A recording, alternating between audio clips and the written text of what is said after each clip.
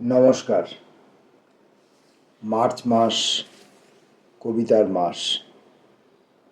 March মাসের কবিতা পাঠের এই পর্বে আজ আমরা আবার বেশ কিছু কবির কবিতা নিয়ে এসেছি। আজকে যাদের কবিতা পড়ব প্রতিদিনকার মতোই তারা কেউ বরিষ্ঠ, কেউ কনিষ্ঠ, কেউ অতীত, কেউ বর্তমান, কেউ খ্যাতনামা, কেউ তথাকথিতভাবে অখ্যাত। প্রত্যেকের কবিতাই আমরা সমান গুরুত্ব দিয়ে পড়ব, কারণ মার্চ মাস বিশ্ব কবিতা দিবসের মাস। বিশ্ব কবিতা দিবসের কবিতা পাঠ পর্বের কবিতা পাঠ চলছে বিভিন্ন পর্বে পর্বে। আসুন আমরা কবিতা পাঠের মধ্যে প্রবেশ করি। আজকের প্রথম কবির নাম মাসুদার রহমান। মাসুদার রহমানের কবিতা হাঁস।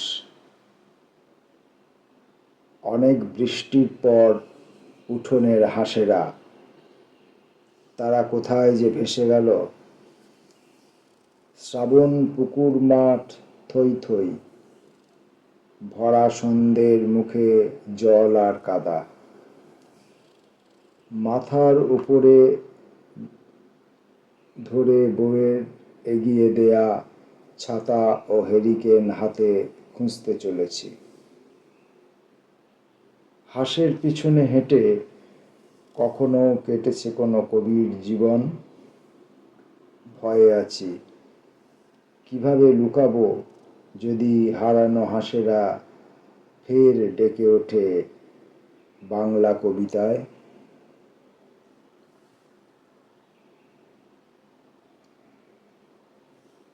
পড়ব একজন সিনিয়র কবি মুরারি সিংহের কবিতা বীজ ও ভ্রুভঙ্গি। মাটিতে ছড়িয়ে পড়ছে বীজ ও ভ্রুভঙ্গি।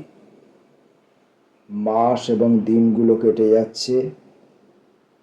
ধর্ম, অর্থ, কাম, মোক্ষ এবং আরও যত ছোবল ও দংশন। আমি অপেক্ষা করছি। শীতের পর বসন্ত আসছে। বসন্ত শেষ হতে না হতেই গ্রীষ্ম।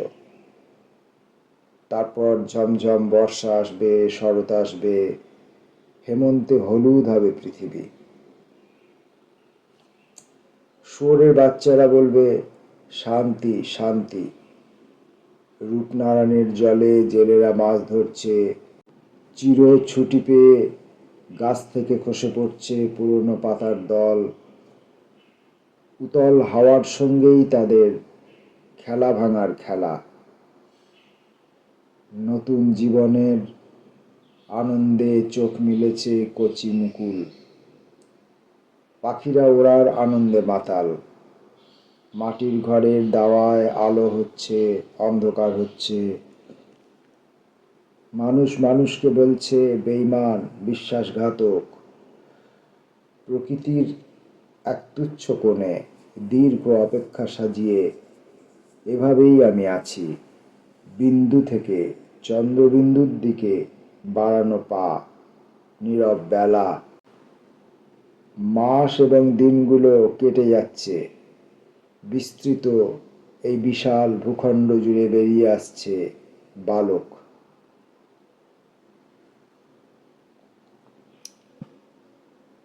পরের কবি একজন তরুণ কবি, এই সময়ের একজন তরুণ উজ্জ্বলতম কবি সেলিম মণ্ডল। কবিতার নাম নস্যাৎ। ততটা মাছ হয়ে উঠতে পারোনি যতটা আঁশ তুমি গায়ে নিয়েছ। এখন একটা বঁটির কাছে কৃতজ্ঞ থাকা দরকার। তোমাকে পুকুর ঘোলা করার সুযোগ সে নস্যাৎ করবে।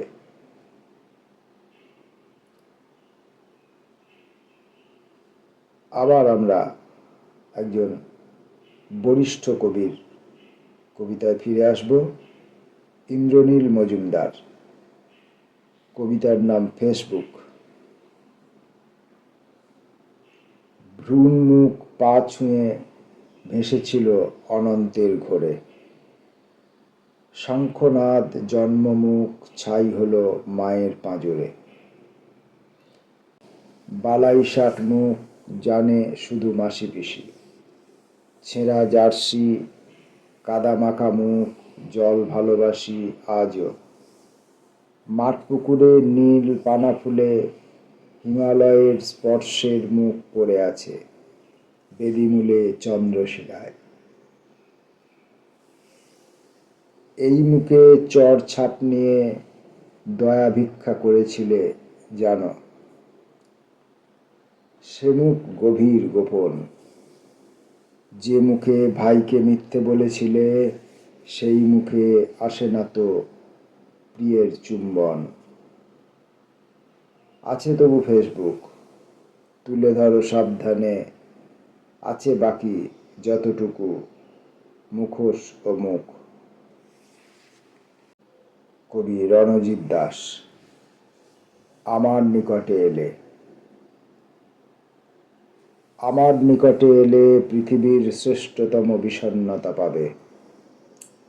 পাহাড়ি গুম্ফার গান, হতাশা ও ঘণ্টার ধ্বনি পাবে। আমার নিকটে এলে সন্ধ্যার ভূতগ্রস্ত পাইন বন পাবে।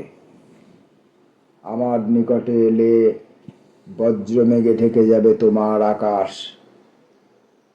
পাকদণ্ডী পথে তুমি একাকী সন্ধ্যায় ভেড়ার লোমের মতো উষ্ণ ঘর খুঁজবে যখন, তখনই দেখতে পাবে কাঁধে বাঁক নিয়ে আমি ঘর্মাক্ত পুরুষ নামছি তোমার দিকে শান্ত ও শীতল কুয়াশায়।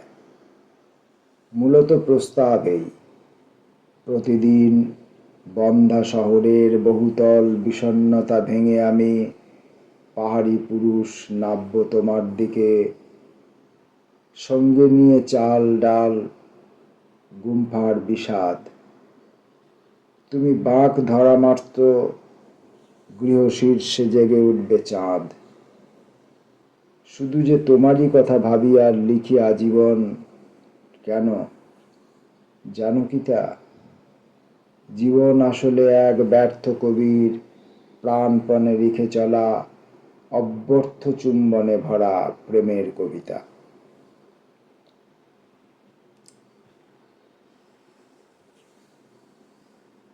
কবিতার নাম প্রাপ্তমনস্কদের কবিতা। কবি দেবাশিস ভট্টাচার্য। দেবাশিস ভট্টাচার্যের প্রতিটি দিন, প্রতিটি ক্ষণ, প্রতিটি মুহূর্ত, তার সব বিশ্বাস, তার সব অবিশ্বাস, তার সব প্রেম, তার সব অপ্রেম, তার সব ভালো, তার সব মন্দ, সমস্তই কবিতা যাপনের মধ্য দিয়ে কাটে। তেমনি একজন কবি যিনি শুধুমাত্র নিজের কবিতায় মগ্ন নন, নিজের কবিতার থেকেও অন্যের কবিতা, যারা বর্তমান, যারা এই মুহূর্তে লিখে চলেছে, যারা অতীত, যারা বহুকাল রচিত প্রাচীন কবি, সমস্ত কবিদের নিয়ে নিজ ভাষা, অন্যান্য ভাষা, সব কবিদের নিয়ে তার প্রতিটি মুহূর্ত যাপন চলেছে প্রতিদিন। তেমনি একজন কবি দেবাশিস ভট্টাচার্য, কবিতার নাম প্রাপ্তমনস্কদের কবিতা। নিজেকে গেদ্দা গুরুম দ্রিমি দ্রিমি দ্রাম। যেমন খেজুর তেমন কাঁটা, যেমন বেল তেমন তেল, তেমন তেমন আম। নিজেই নিজেতে আত্মপ্রসাদে আত্মগন্ধে ভুরভুর। নিজেই এবার নিজেকে ভেঙে এই আমি আমারই স্বামী হয়েছি। মধুর যেমন বাজাবে তুমি তোমার ওই নশ্বরের পীড়ায়, পিরিতি পিরিতি খেলার দুলদুল দুলানিতে ও খাল খিচানির বনি, ও ও ও রাঙা জেলেনি, আমিও বাজাবো ঠিক তেমনি তেমনি বলল।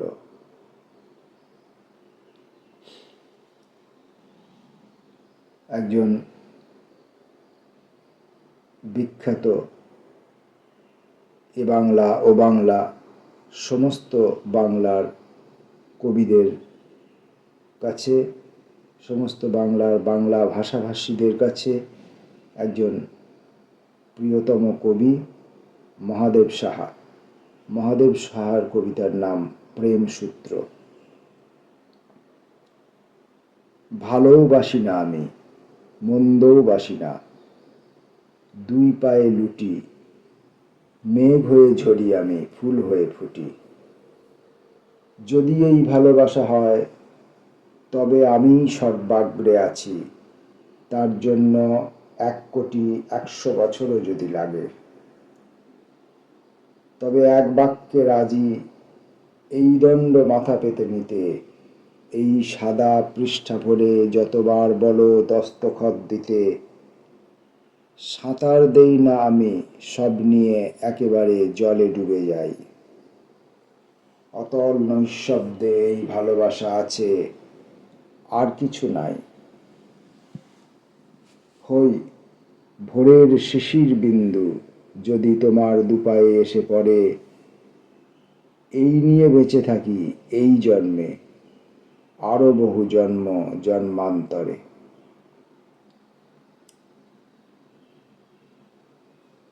পড়ব কবি শ্রীয়ঙ্কর আচার্যের কবিতা আত্মকেন্দ্রিক। শ্রীয়ঙ্কর আচার্য এর কবিতা আজকে আমি প্রথম পড়ছি। কবিতাটি দুটি ভাগে বিভক্ত, 1 এবং 2। প্রথমে 1, আত্মকেন্দ্রিক কবিতার 1। ধান্দায় থাকি, যেখানে যা পাওয়া যায় সব জায়গায় থাবা বসাই, যে করেই হোক। এতে যোগ্যরা বঞ্চিত হবে, হোক না, তাতে আমার কি এলো গেল। না না, কোনো মতাদর্শের ধার ধারি না, ওগুলোর মধ্যে গেলে আবার অনেক দরজা বন্ধ হয়ে যাবে, আমদানি কমে যাবে। আগে আমারটা, তারপর অন্য কথা। আত্মকেন্দ্রিক 2। আমার একটা মতাদর্শ আছে, সেটাই সেরা। আমি মনে করি সেটাই সকলের হওয়া উচিত। কেননা একমাত্র তা দিয়েই দুনিয়ার মঙ্গল হবে। আমি তো আর নিজের কথা ভাবি না। মঙ্গল কাকে বলে তা অবশ্য আমি জানি না, তবে এটুকু জানি যে আমার সব মতাদর্শ ভুল এবং সমাজের পক্ষে ক্ষতিকারক। আমি চাই বাকি সব মতাদর্শ নিপাত যাক, শত্রুপক্ষ একেবারে ভ্যানিশ হয়ে যাক। না না, আবার মতাদর্শগত অহং চরিত্রতার স্বার্থে বলছি না, বলছি বৃহত্তর স্বার্থে।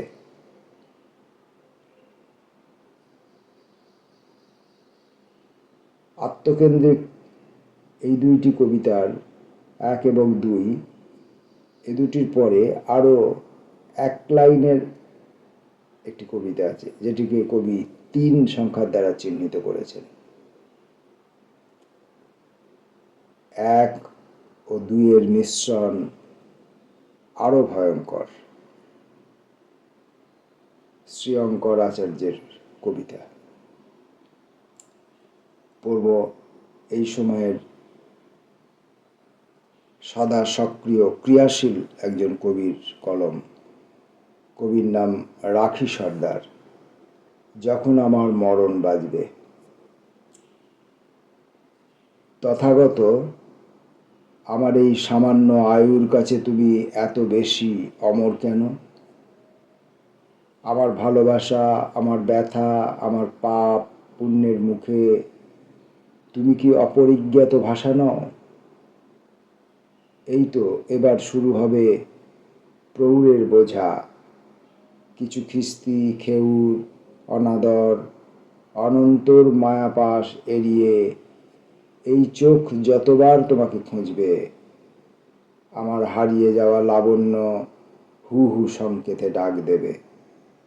সেই মুহূর্তেই কি আমাকে নির্বাসন নিতে হবে? জানি না। যখন শুকনো পাতায় বাজবে আমার মরণ, মূর্ছিত পাখিরা পড়ে থাকবে ছাতিমের বনে, তুমি মিছিমিছি আমার হৃদস্পন্দন ছুঁতে আসবে। তারপর চুল্লি তাপ এড়িয়ে হয়তো ফিরে যাবে অদ্ভুত শূন্যতায়, শূন্যতায় আর শূন্যতায়।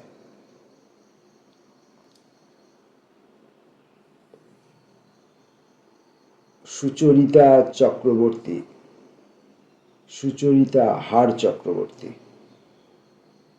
তার কবিতার নাম আমার ছাদে মেঘ নেমে এলো। আমার ছাদে মেঘ নেমে এলে, আমার ছাদে মেঘ নেমে এলে, সুচরিতা হার চক্রবর্তী। আমার ছাদে মেঘ নেমে এলে সুপর্ণর কথা মনে আসে। সেই ছেলেবেলায় আমাকে ভিজিয়েছিল কাকের মতো, ডানা শুকোতে ওম দেবার বদলে আগুন দিয়েছিল দাউ দাউ। পরন্ত বিকেলে চেনা পথ ধরে হেঁটে যেতে যেতে খুঁজে পেয়েছি ধ্বংসাবশেষ। মেঘ থেকে খসে পড়ে দু এক ফোঁটা জল। এখন আমার বয়স হয়েছে, সুপর্ণ আজও যুবক, জল তরঙ্গের মতো। এমন করে আর কোনো মেঘ জমেনি আমার আকাশে, উদাসীন অথচ ব্যতিক্রমী এক আয়োজন। কবির নাম মহুয়া বৈদ্য, কবিতার নাম ভাত। চাল ধোয়া জলের মতো জীবন থেকে দুঃখ ধুয়ে ফেলি। মা বলতেন চাল 7 বার ধুয়ে নিতে। কিছু পরে টগবগে গরম জলের হাঁড়িতে চাল, তারপর মাঝারি উত্তাপ এবং চাল থেকে ভাত। সেই মতো দুঃখকে মনের জলে ধুয়ে ফেলি 7 বার নাকি 7 দিন। টগবগে ফুটন্ত জীবনে মনের ইচ্ছেরূপ চাল ছাড়ি, নিজের হাতের মৃদু ওম রাখি জীবন পাত্রে। যা কিছু গলিত অতিরিক্ত তাকে নিঃসংকোচে ঝেড়ে ফেলি। ফেলতেই হয়, আসলে ইচ্ছেগুলি ফুটে ওঠে সাদা ঝরঝরে ভাত হয়ে। আমার সকল ক্ষুধা নির্নিমেষ তাকিয়ে থাকে এক থালা ঝরঝরে ভাতের দিকে। অতি সম্প্রতি ফেসবুকের মাধ্যমে একজন অতি তরুণ কবির সঙ্গে সামান্যতম একটু পরিচয় হয়েছে, তার কবিতা পড়ার সুযোগ পাচ্ছি। তার নাম আদিত্য মুখোপাধ্যায়, সংক্ষেপে আদি। আদিত্য মুখোপাধ্যায়ের কবিতাটির নাম মই। শান্তির বালাই নেই, জীবন থেকে ক্রমশ সরে সরে যাচ্ছে শখ আহ্লাদ।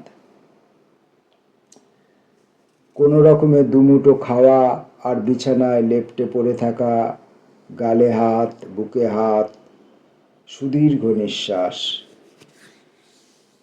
এদিকে নুন আনতে পান্তা ফুরায়, যুগের সাথে তাল মিলিয়ে চলাই কঠিন। তবু মাঝে মাঝে কিছু স্বপ্ন আর স্মৃতি পিড়ে পেতে বসে পড়ে পাথর হয়ে বুকের ছাদে। তবু মাঝে মাঝে কিছু স্বপ্ন আর স্মৃতি পিড়ে পেতে বসে পড়ে পাথর হয়ে বুকের ছাদে।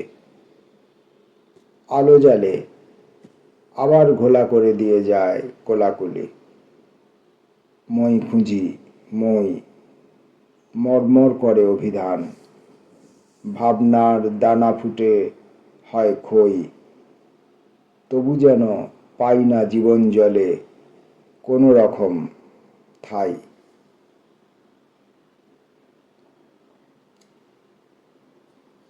আর এক তরুণ কবির কবিতা, কবির নাম অনিমেষ সিংহ, সর্বাঙ্গে স্বদেশ। আমি মরে গেছি আদতে, কিছু লক্ষণ অন্তত তেমনই, যেখানে বসে থাকি সেখানেই পড়ে থাকি, মুখ ফুটে বলতেও পারি না আয় পাখি বসন্ত এসেছে। গোলাপি ফাটলগুলো ক্রমশ ধূসর হচ্ছে অবিরাম অনাদরে অভিমানে। আমি মরে গেছি আসলে, লাশ পড়ে আছে বুকের গভীরে। পথ হলো এত চকচকে পথ, পথের উপর দিয়ে চলছে রকেটগুলো, আমাদের রাস্তা কোথায়? মরমে মননে যদিও কয়েকটি গলিপথ ছিল, হৃদয় বাড়িয়ে অনায়াসে আত্মীয়ের বাড়ি চলে যেতাম। সে সকল সবুজ রাস্তাগুলো মাফিয়ারা কেড়ে নিল। চুপ থাকি, বলতে গেলেও গোল গোল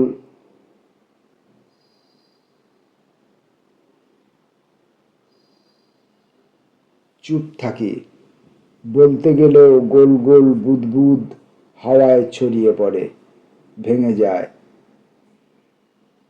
নীরবে থাকার মানে শুধু নীরবতা নয়।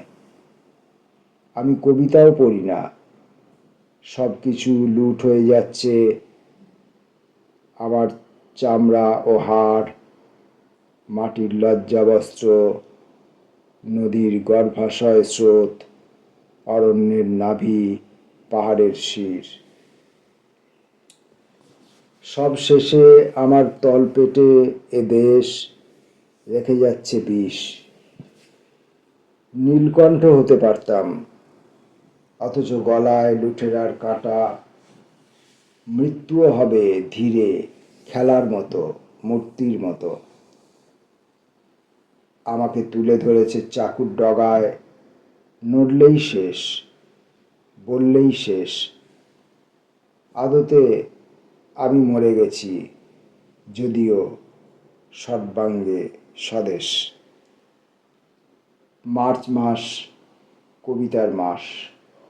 মার্চ মাসের কবিতা পাঠ পর্বে আজ আমরা একগুচ্ছ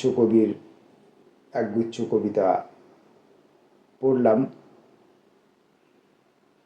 কয়েকজন অতীত কবি ছাড়া, মানে যারা এখন আর আমাদের মধ্যে জীবিত নেই, তেমন দু একজন কবি ছাড়া বাদবাকি যাদের কবিতা পড়েছি তারা সকলেই বর্তমানে তাদের নিজ নিজ কলমে সক্রিয়। তাদের মধ্যে কয়েকজন রয়েছেন বয়সে প্রবীণ এবং অধিকাংশই নবীন, তরুণ, টাটকা। যারা বর্তমানে নবীন, তরুণ, টাটকা, তাদের কবিতাই আমি বিশেষভাবে বারবার পড়ার জন্যে চেষ্টা করে থাকি, কারণ বর্তমান কবিতার গতি প্রকৃতি কোন দিকে সেটা পাঠের মধ্য দিয়ে আমাকে বুঝে নিতে হবে। তাদের কবিতা আমি চাই আমার উপর প্রভাব ফেলুক। এই যে কবিদের কবিতা আমরা প্রতিদিন পাঠ করি, তাদের সকলেই কিন্তু আমার সঙ্গে পরিচিত নয়। কেউ কেউ অল্প পরিচিত, কেউ কেউ পরোক্ষভাবে পরিচিত, এবং অনেকেই সম্পূর্ণ অপরিচিত। তবুও এই চেনা অচেনা জানা অজানা সব কবির কবিতা নিয়ে মার্চ মাসের কবিতা পাঠ পর্ব চলবে। আসবো পরবর্তী ভিডিওয়। নমস্কার।